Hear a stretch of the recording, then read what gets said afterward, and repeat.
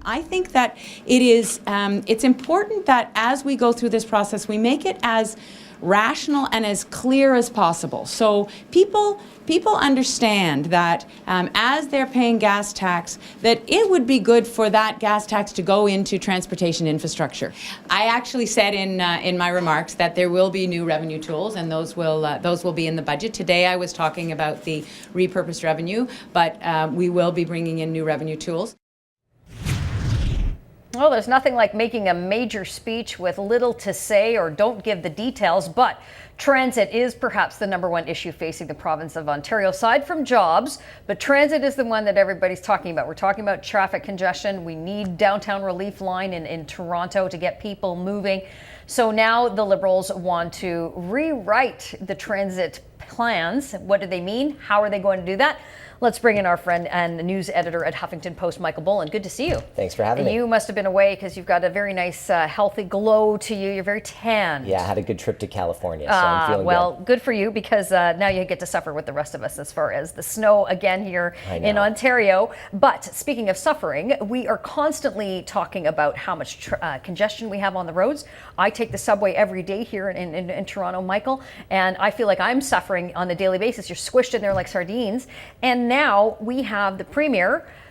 Back in the by-elections in August, they rewrote the transit plan then, and now she's talking about doing something different. So what is she saying? How is she going to do it? How is she going to pay for it? Well, the promise is to spend $29 billion over 10 years on transit in Ontario, split up roughly equally between the Hamilton and Toronto area and the rest of the province.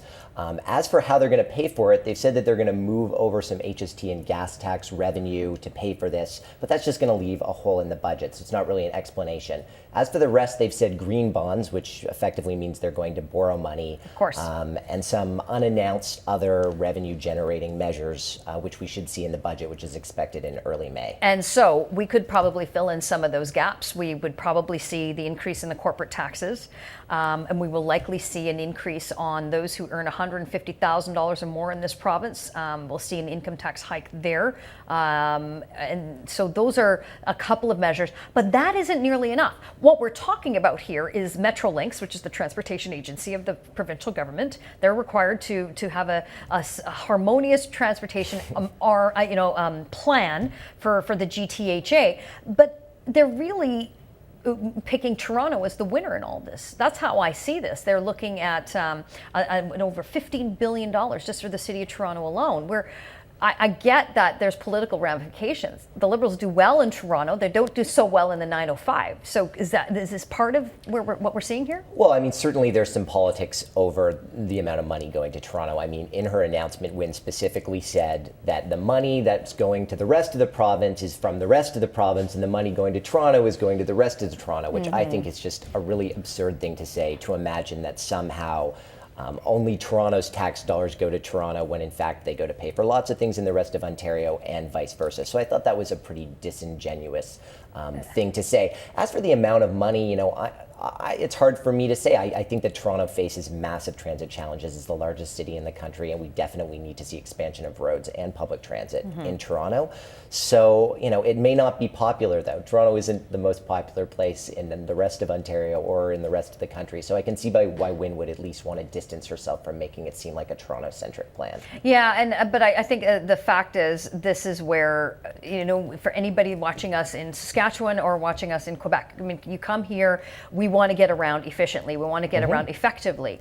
The big problem, of course, I bring up the by-election, and because they redrew the subway transit line for Scarborough there, simply because they wanted to win a Liberal seat, and she did, because she suddenly was a subway champion. Mitzi Hunter is who I'm talking about. They think in 4-year cycles. They think in just election terms. So we do have a problem with long-term transit planning. I mean, if in a year from now she's no longer premier, who knows what the NDP or the Conservatives might do as far as if they are in charge. So we invest money, we come up with these ideas, But I want to just quickly touch on one aspect that you brought up, and that, of course, is the revenue gap that's going to be left in the budget. Allocating gas tax dollars towards funding transit is probably what we should have done from the get-go. It's a user fee on drivers. You know, we should and have people actually paying the proper fare for transit. The TTC, Michael, is the only subway system I know of that loses money per rider, and it's pretty incredible. But what are they going to have to cut? That's what we're all waiting for. I mean, it's really hard to know what they're going to have to cut. I think that road tolls are also likely to be part of this plan. But as you said, I mean, the focus, I think, politically, in terms of message, is going to be this money is coming from wealthy individuals and corporations. And that's the message that they're going to hammer home, because I think they know that it's very likely that this forthcoming budget is going to trigger an election. And they do not want to fight an election on raising taxes or fees for a lot of Ontarians. You know, no matter how much everyone in Ontario wants to see more transit and wants to see more roads, you know, people don't vote for tax hikes. No, it just doesn't happen. That's a very good point. I want to bring in Paige McPherson to join the conversation on this, Paige, because not only is there a potential looming provincial election, we are very much into a municipal election that is hotly contested. So how do you see this affecting the Toronto mayor's race? Yeah, it's an interesting question, because obviously she said that, you know, $15 billion is going to go to the GTA and Hamilton area for transit funding. We already know that here in Toronto, transit is a really big issue already in the mayoral race.